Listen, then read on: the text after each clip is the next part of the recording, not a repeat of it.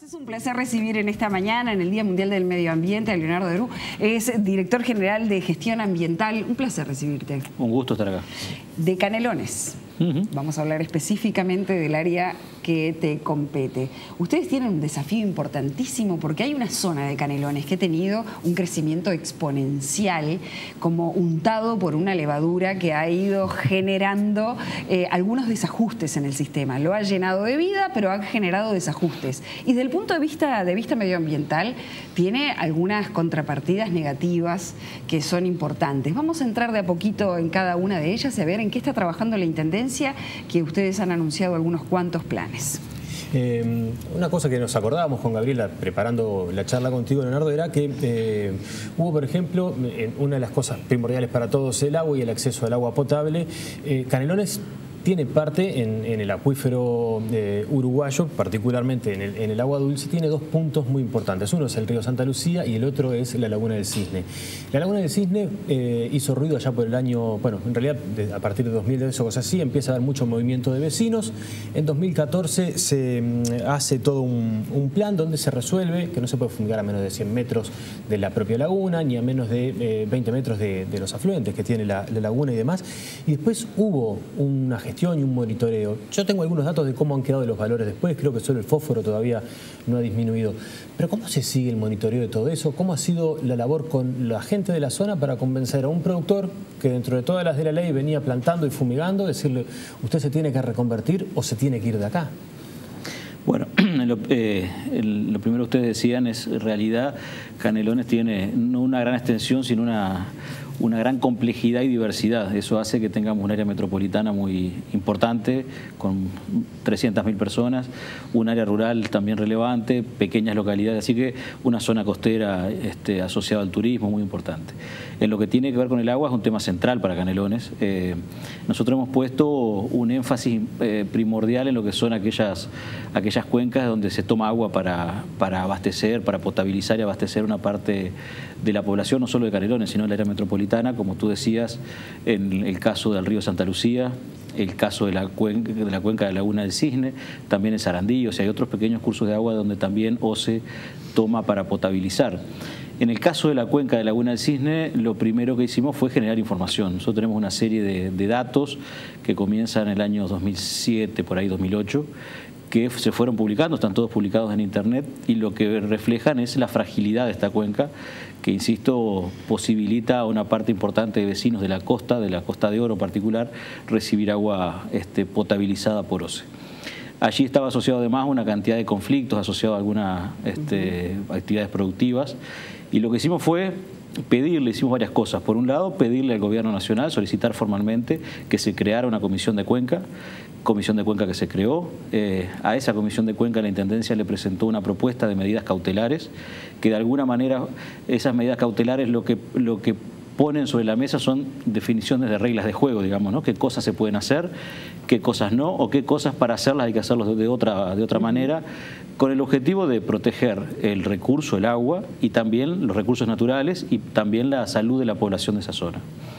Esas medidas cautelares fueron discutidas con los vecinos. La Comisión de Cuenca está por ley conformada por los organismos del Estado, por los usuarios y por la sociedad civil.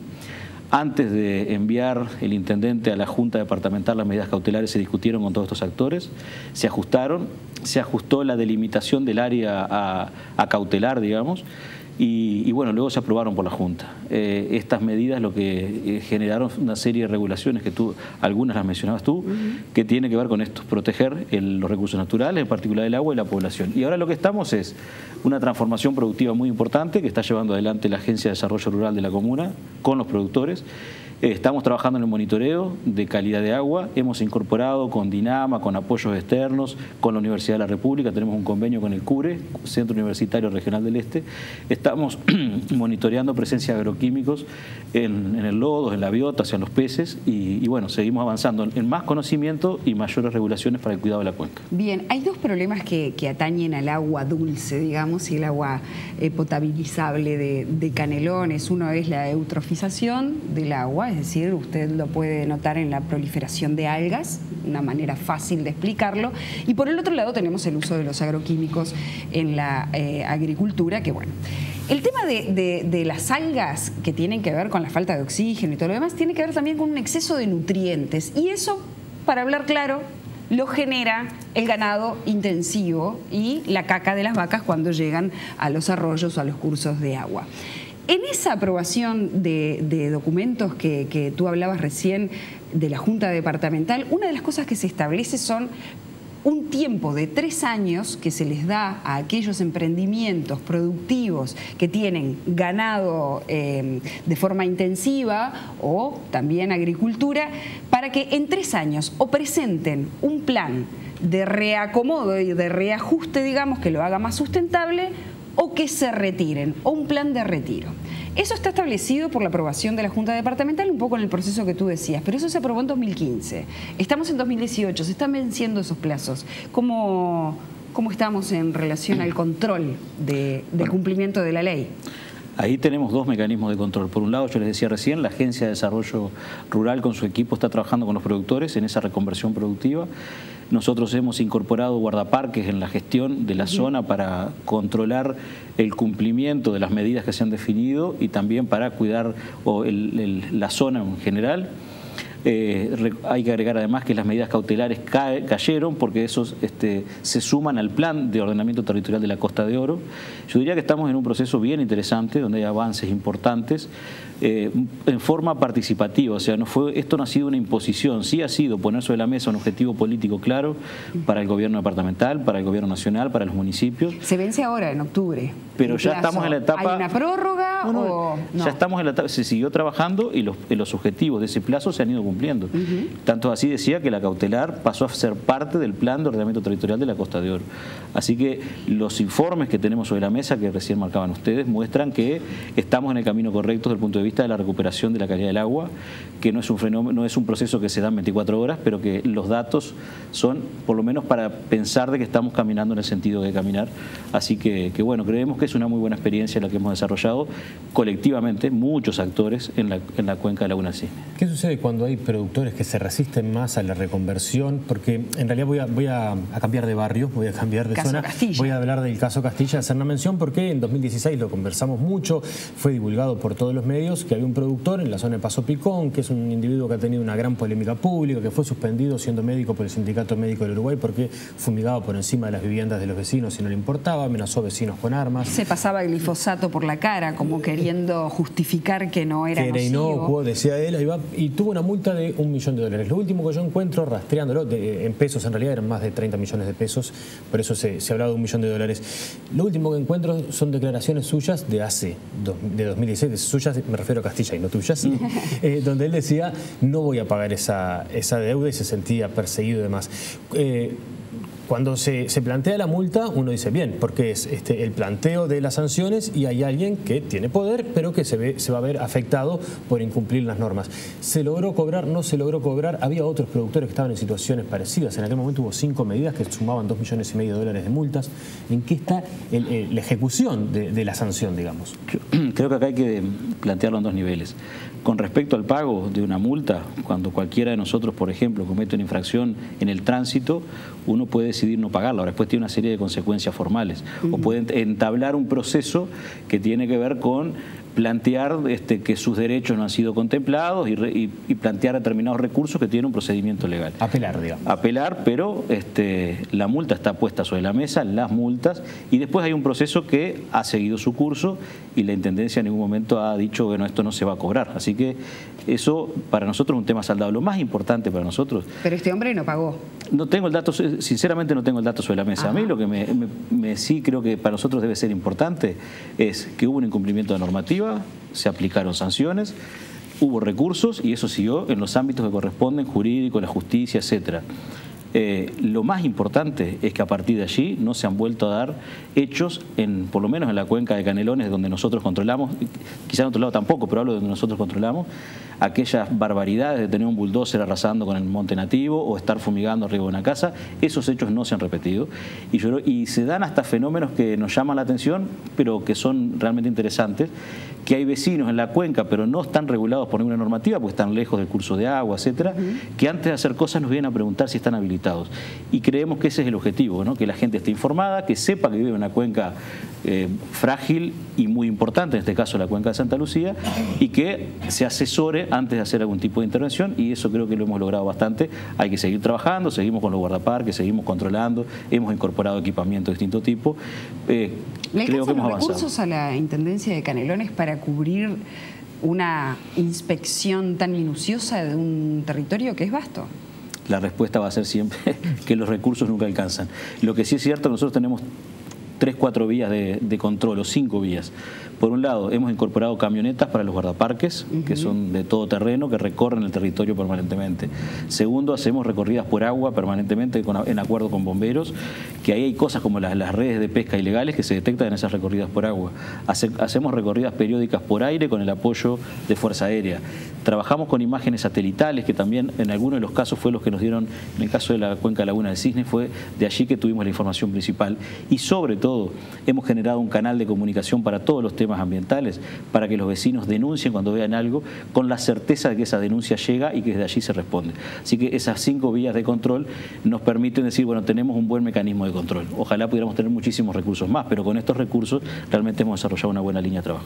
Nosotros invitamos a Leonardo Erú, entre otras cosas, porque Canelones tiene una serie de cuestiones, de características que lo hacen único y ha tomado medidas que creo que lo ponen a la vanguardia en temas medioambientales en el país. ¿Qué va a pasar en Jáuregui Berri? ¿Que va a ser el primer balneario sustentable del país, o que por lo menos el ordenamiento territorial que aprobó la Junta de Canelones lo define así?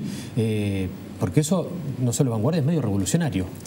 Ahí tenemos 2 cosas en ese territorio quizás no tan grande. Un plan específico para Jáuregui Berri, que tiene la vocación de ser un balneario sustentable, con la escuela allí, con todo un planteo de los vecinos que van en esa línea. Y aguas arriba acabamos de incorporar la primera área protegida departamental al sistema departamental de las protegidas, que es la cuenca media del Solís Grande. O sea que ahí tenemos un área protegida que hemos trabajado mucho con los productores rurales de la zona, con el gobierno nacional, con los municipios, y aguas abajo, digamos, sobre la parte baja de la cuenca, el balneario sustentable Jáuregui Berri. Así que toda esa zona es de una experiencia para nosotros muy interesante. Me quedan dos preguntas puntuales.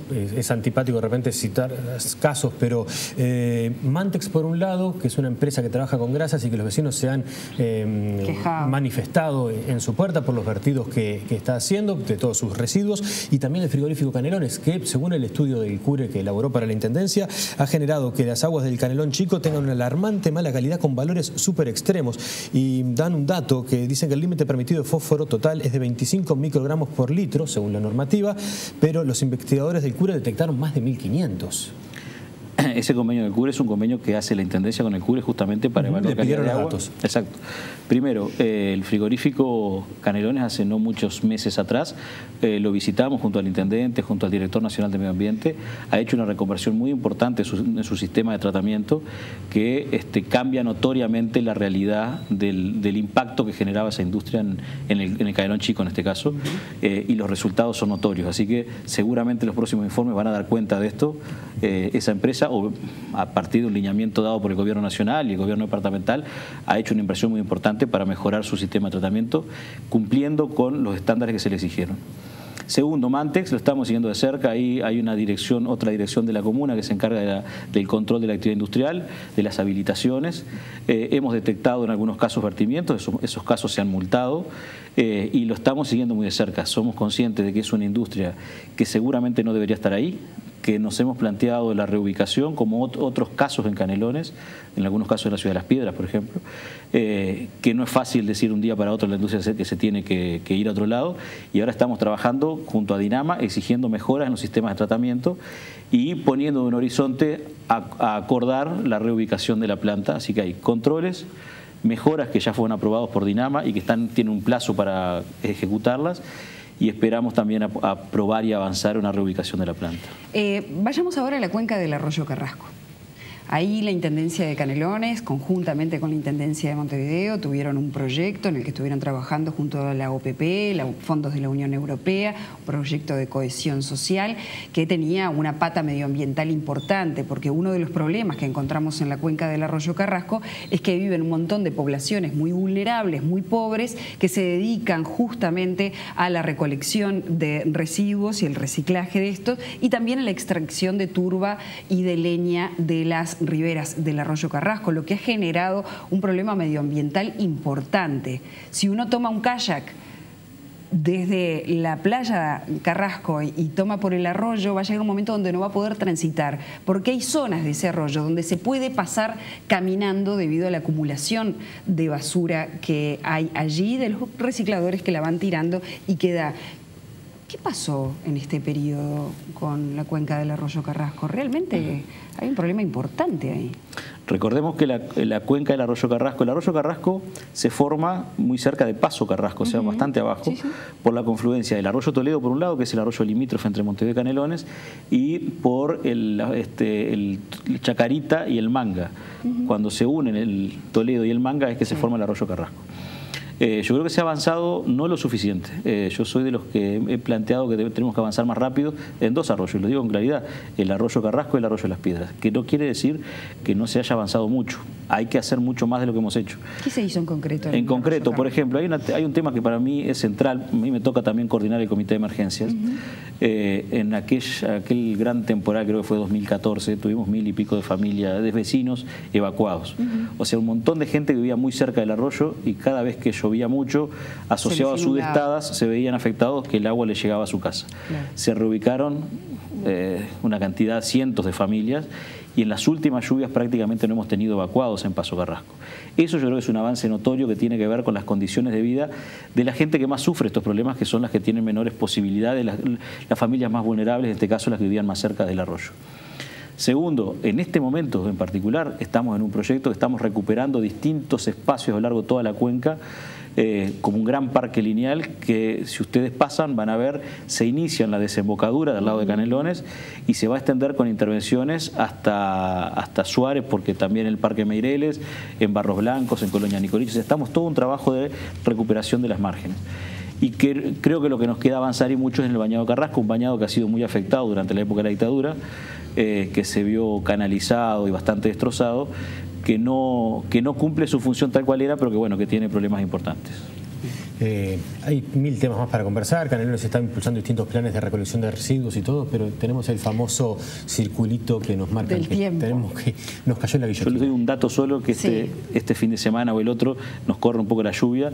Estamos llegando a 100.000 familias con contenedores domiciliarios, lo cual para nosotros es una experiencia muy interesante. Entendemos que los resultados son muy buenos, que no quiere decir que no haya que trabajarlos intensamente. Claro. Así que 100.000 familias con su contenedor domiciliario, de los cuales en este periodo 15.000 van a tener más de un contenedor en su casa para poder realizar clasificación domiciliaria. Para nosotros es una satisfacción y un desafío de seguir profundizando. ¿Eso se va a extender esa experiencia piloto a todo el departamento? ¿Cuál es el plan? Los contenedores domiciliarios están en los barrios y de las principales ciudades y en las localidades más pequeñas. Dejamos con contenedores públicos las zonas más turísticas y el centro de las principales ciudades. En el resto vamos a llegar a 125.000 familias con contenedores domiciliarios, lo cual va a ser el principal sistema de recolección. Todo Canelones va a tener contenedores y en su enorme mayoría contenedores domiciliarios. Hay 25 preguntas de cada uno de nosotros, pero nos estamos yendo, nos tenemos que ir y yo no puedo no preguntar esto porque está.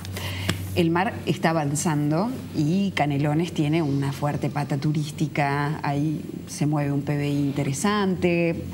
¿Qué se está haciendo para prever o por lo menos limitar el avance del mar que está tirando los barrancos desde Villa Argentina hasta la Floresta?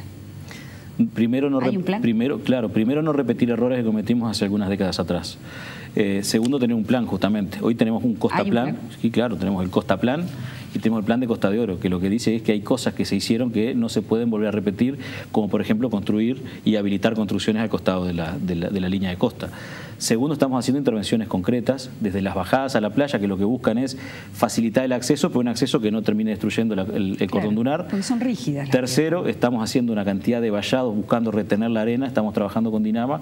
Y cuarto, por ser muy sintético, acabamos de incorporar al convenio con el Centro Universitario Regional del Este una pata importante de apoyo técnico, de generación de conocimiento de la universidad, para que las decisiones que estamos tomando tengan el mayor sustento posible del quien genera conocimiento, que es la academia.